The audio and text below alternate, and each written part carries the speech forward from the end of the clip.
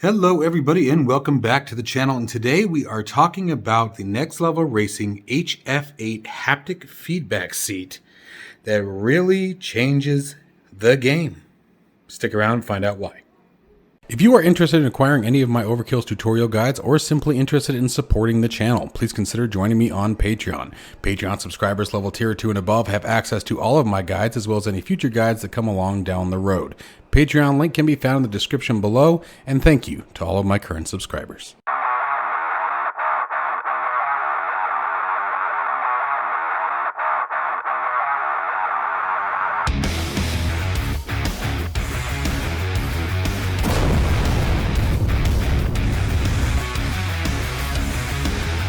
Okay guys, so a while back NextLevelRacing was kind enough to send me a review copy of the HF8 seat.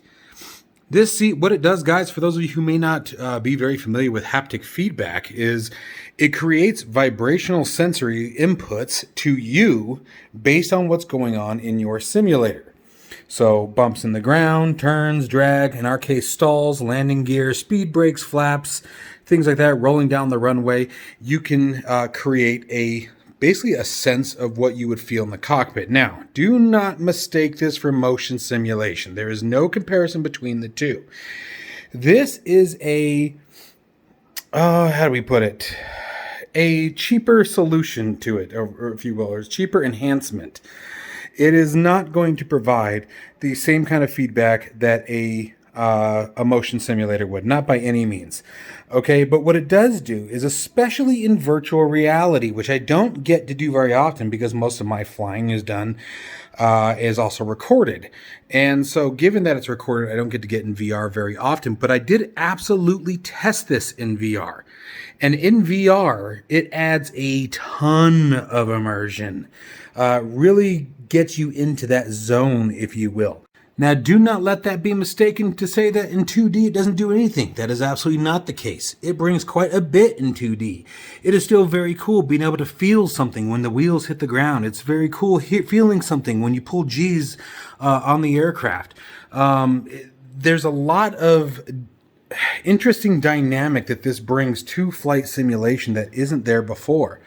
So it's been it's been a very welcome addition to the simulation experience. I've been very happy with it. It took a couple of things to get it to work with Microsoft Flight Simulator, but after working with the developers, who are also extremely supportive, very knowledgeable, and very quick to communicate, it's been very nice being able to work with them.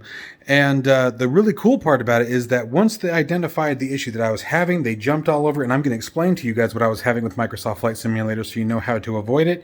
And I've also been made aware that the issue is being worked on currently. But once you get past this little hiccup, it works perfectly fine. So it's a very easy adjustment. Now you can see here I have it strapped into my cockpit. It actually has more straps here than what I'm actually putting in use. I've tucked quite a few of them down the side here. Here's one right here. And the reason why I did that is because it was kind of hard getting the straps all the way underneath the Boeing sign there and getting it all the way through, and I didn't feel like fishing it around. And this works just fine. So I've taken the back one here, put it down here in the back, pull it tight, and then the one up on top just pulls it taut up here and just keeps it in place. So it's a very easy thing to install. Cable management is something to be desired, but I don't know what solution I would have offered them. They're pretty limited here. So this one here is the power cord that connects it obviously to the power source, which I have a power strip underneath the seat. And then here you have a very awesome controller that you can actually change. Consider this a master volume, if you will. And you can actually reduce all of the configurations, which we'll talk about here in a little while when we get into the application. You can reduce, think of it, like I said, as a master control.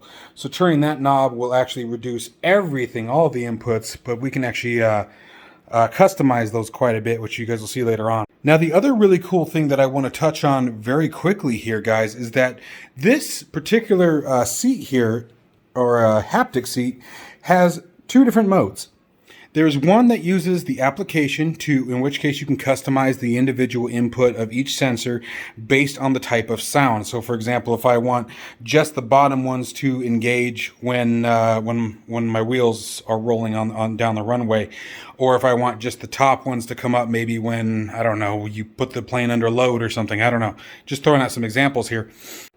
The other feature that's available to it is the ability to plug a headphone jack directly into the control module here, and that will allow you to just have full audio range. Now, you won't be able to customize it like you can with the application when you're connected via USB, which is what I'm going to be showing today. I have that connected to a USB hub that is also under my cockpit here. Okay, so, but if you, for example, are an Xbox user, PlayStation, whatever, any kind of console user, or even like, to be honest with you, if you wanted to put this in your movie chair, you have a chair that you like to watch movies in, you could have that audio go directly to the seat, and as the volume of the game / movie, whatever it may be, intensifies, so will the vibration. So it's a cool way to give yourself a higher or a more quality theater experience as well. So it's not just limited to gaming. I know that's a little off topic, but it was just something that came to mind I wanted to make sure to point out. The application, which we're going to get into here in just a second, has a bunch of pre-built games. You are able to import and export profiles, so you can share it with friends and things like that. So, and then obviously with the community, you're able to find other profiles as well. So now that we've gone into the basics, let's talk about the comfort. So it is rather comfortable. The only place that I have found in the past is right here. Tends to wear on my legs a little bit. But with that being said, it's very hard for me to find a chair in general, guys, that doesn't do that to my legs. And again, that's probably because of my size. Again, I'm 6'1", I'm 281 pounds. So, you know, I'm paying my own price. So be careful listening to that. Yes, that part makes me uncomfortable after about an hour or two of use. But again, remember that that's going to be subjective. That's going to be based on size, weight, the chair itself. You can see it sort of hangs over the edge here. So that could also be causing some discomfort. Everything back here is perfectly fine. I have absolutely no issues with it whatsoever. No sore spots, no spots that like dig into my back or my shoulders or anything. Once I'm back here, I can't even tell I'm leaning against it versus this. And by the way, people were asking about the NextLevelRacing cockpit. This padding is actually really comfortable. It is much thicker than it looks. It's just recessed in. People were asking about that, so I want to touch on that since it also happens to be Next Level Racing. So give them some, like a 2-for-1 here. The quality of the material seems very, very nice. It's a nice, thick, it feels like a pleather. I don't know if it's genuine leather, but it's definitely got that leathery feel to it. It's padded on the back end here. I don't know if you guys can see how far I'm squeezing there. And that goes all the way through. And then at the sensors, you can't even really tell they're there. They've done a really good job keeping it ergonomic. Again, I don't feel any sore spots, any hot spots in my back or anything when I'm sitting in it for extended periods of time. And the way that you were able to control the vibration is very, very nice. And again, we're going to get into that, I promise. So as far as build quality, I have no issues on it whatsoever. I really can't complain. Again, I mentioned that just to be completely transparent. You guys know I don't try to hide anything in my videos, so that's the only reason why I mentioned my discomfort here. But I really, really think that it has to do with it hanging over the edge of the chair like that, and it has to do with my size. So that's on me. The good old fat Italian is that's what I pay the price for it, right? What can I say? I love my food. Anyways, so now let's go ahead and get into the software so I can show you guys some of the cool setups there. All right, guys. Hopefully the audio is a bit better now, again, off the phone. So here is the HFS, haptic feedback system, or software, I should say. And you can see it comes loaded with some of the more popular racing games and a couple of flight simulators that are already in place. Now, real quick to touch on it, there are more supported simulations that are coming, DCS World being one of them. I have been made rest assured of that. And the other thing that I want to touch on as we get into the software is the software itself is not necessarily required. You are able to use, for example, the Sim for Aviator software that's often used with the butt kicker. Now, you cannot use the butt kicker software itself, but this particular software is not required. Okay, you don't have to use this if you have some other things that you guys are using. I think there's a couple other different softwares that a lot of you sim racers use that are compatible with the HF8. So keep that in mind. You are not restricted to just this software. There are many other options and compatibilities that you are able to use this with. Okay, so I just wanted to toss that out and get that out right away before we dive too deep and people start skipping ahead. So one of the biggest things is, like, if you show installed, you can recognize here, or it will recognize, from what I can tell, Steam installed games.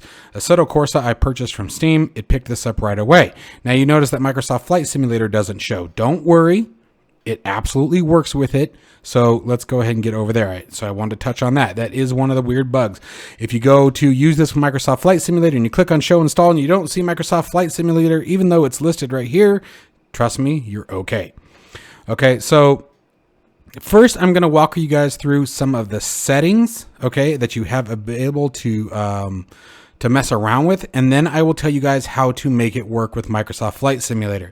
Please don't skip that part, okay? Otherwise, you're going to find yourself very frustrated, and the process is significantly simpler than you think. So one of the other things that you can do here is you're able to click on these here, and when the second they turn white, you can actually test the feedback. I don't know if you guys can hear it vibrating there in the background. Like, it gets going, man. But let's go ahead and click on Microsoft Flight Simulator. And again, they also have X-Plane 11 for those of you who are interested. And you guys can see that that's in a beta set right now. So let's click on Microsoft Flight Simulator. And here are the settings. These are the different locations on the seat. All right, so you can see I don't have all of them turned on. I've adjusted my settings a little bit. Now, the reason why I'm not showing this in sim, right, we're not flying around right now, is because I don't know how to express that other than just talking to you guys as I am right now. I don't know how, like, there's no way for me to tell you guys what it feels like, you know, while I'm flying. You know, it's just, I don't know. I hope you guys catch the gist. But the configuration options is very, very cool the way they've done this. And the neat part about this, let's talk about, like, for example, the G-Force. The G-Force will maximize at 31% of the vibration capability, but it will maximize to that point. So for example, if let's say you're flying, I don't know, the P-51 in Microsoft Flight Simulator, right? And you're lightly pulling aft on the stick, right? We're doing a light, you know, overhead. All right. And then you'll sort of feel the G-forces starting to pull, but then let's say you decide to go full crank and pull a nice 5 or 6 G's on it, right? You'll feel the haptic feedback increase as the G load increases. So it's really nicely done the way they've done that. The landing gear is another really cool one that I truly enjoy being able to have, especially on touchdown. Now, the one thing that I don't like about the landing gear, and Next Level Racing, I'm sure you guys will be able to see this, but with the landing gear, what I'm noticing is that from the second the gear comes down, that vibration starts. And I don't feel any kind of major increase as the wheels touch down. But as I'm rolling, I do, but I don't feel like that, that you would expect to see, when the wheels actually hit the ground. And I feel the vibration once the wheels are down. And what I mean by down is once you flip the landing gear handle and actually lower the landing gear in preparation of landing. So while you're still flying, the landing gear vibration engages. I think I would try to find a way to work on that. Now, keep this in mind, guys, as I say that too. They are limited by the telemetry that is being delivered from Microsoft Flight Simulator. So a lot of the stuff is going to be a work in progress, and B, it can also be enhanced later on as the SDK and telemetry that's available from Microsoft Flight Simulator becomes more available to the development team. So keep that in mind. Speed brake I haven't actually tested yet. The stall was actually really cool. I don't know why that's turned off, but oh, you know what? I remember why, because I reset everything. I was playing around with it. The stall was pretty cool. The reason why I had it turned off and reset it is because I'm actually going to mess around with this a little bit and maybe do like, one over here, down here, kind of do like a zigzag thing, something that gives you like a sense that the plane is really becoming unstable kind of thing. Increase that effect. The ground effect was another one I want to play around with a little bit, and that's why I reset it. But these are all of the settings that you can actually mess around with and really tweak quite a bit. And you're going to spend a lot of time. And I'll give you guys a tip. When you're doing this, do one setting at a time. Okay, so first just start with the engine. So my engine at idle, I can barely feel the vibration. But as I increase to max power, obviously again, the maximum vibration will increase up to 35%. And then the red knob that I was showing you guys earlier will control all of them at once and bring them up or down if you want. Just think of it as a volume control, a master volume. All right, and then what I would recommend is doing things like the landing gear next, okay, and then, just sort of working your way around it. Maybe flaps would come after that. And just sort of work your way around, but add one object at a time as you guys are doing this. And it takes a bit to set it up and get it comfy and get it to where you want it. But once you do, it definitely adds a lot, and it was a lot of fun. Like I said, one of the things that I think I appreciated the most in was definitely in virtual reality, I would say, is where this shines, where it peaks, where it really makes a big difference when you're trying to get some sort of increased immersion on a budget, right? Motion simulators or motion platforms can be, I've seen them all the way up to $3,000 and more. But then again, I think Next Level Racing has a set that's like $1,500 that I saw. So it really depends on which way you're going with it. Which Next Level Racing, I wouldn't mind reviewing that either. Anyway, moving on. Real quick, because I forgot to mention it, so we're sort of throwing this right in the middle of the video. To get this working with Microsoft Flight Simulator, listen very carefully. So what you have to do is you must launch Microsoft Flight Simulator first. Get into the cockpit. You have hit ready to fly. Get into the cockpit, then launch this, then launch the HFS, then click on Microsoft Flight Simulator, and chances are, if any of these are turned on, your seat is already vibrating at that point. Now, if by accident you happen to do this in the reverse order, all you need to do is make sure that you close this. Now, there's two steps here. To close this, if you just hit X here, all it does is minimize it to the taskbar tray. So you need to make sure that you actually go into the mini icon, right click on it, and hit close. If it's still, and then if you reopen it still doesn't work, rinse and repeat, close it again, open your task manager, go to details, and look for MSFS plugin, and you'll see that running. And you'll want to turn that off or disable that. And then once you do that, start it again, you should be good to go.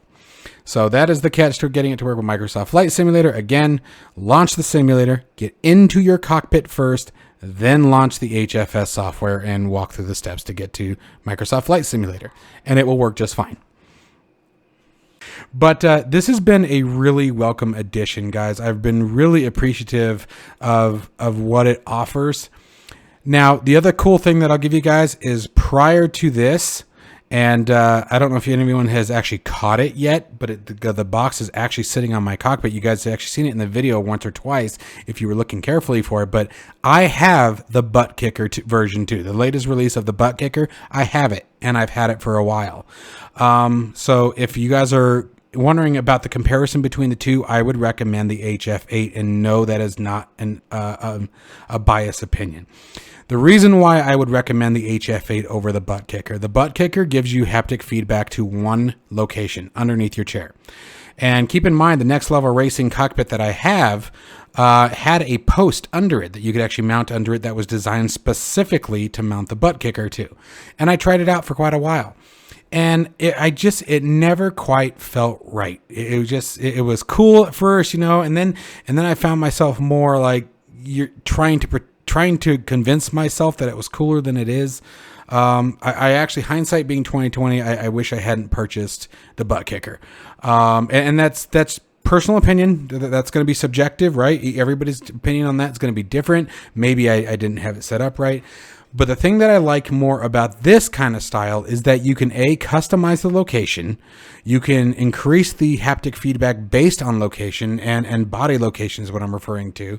And then you have more flexibility to really enhance that vibration in those specific locations based on what the aircraft is doing. Now, again, it's one of those things that I think it really depends. I think where the butt kicker shines or would shine a bit more is on a motion platform where you have the motion. Now you need something to give you that vibration, the feeling, especially like in a racing simulator, where you want to feel the wheels, that vibration on the road with the motion. I think that's where the butt kicker would do well. But this particular seat, I think is, for the purposes that I use it for, especially in flight simulation, is significantly better and a much better experience. and offers far more customization for the money. And they are right about the same price. I will have a link to this down below, guys. If you guys are interested in purchasing it, I'll have a link to it to Next Level Racing's direct page. And then you guys can figure out what the best location to purchase it is. But very grateful for the opportunity to review this. I think it's an absolutely wonderful piece of equipment. And I hope you guys enjoyed the video, and let me know what you guys think of this down in the description below. I'll talk to you guys in the next one.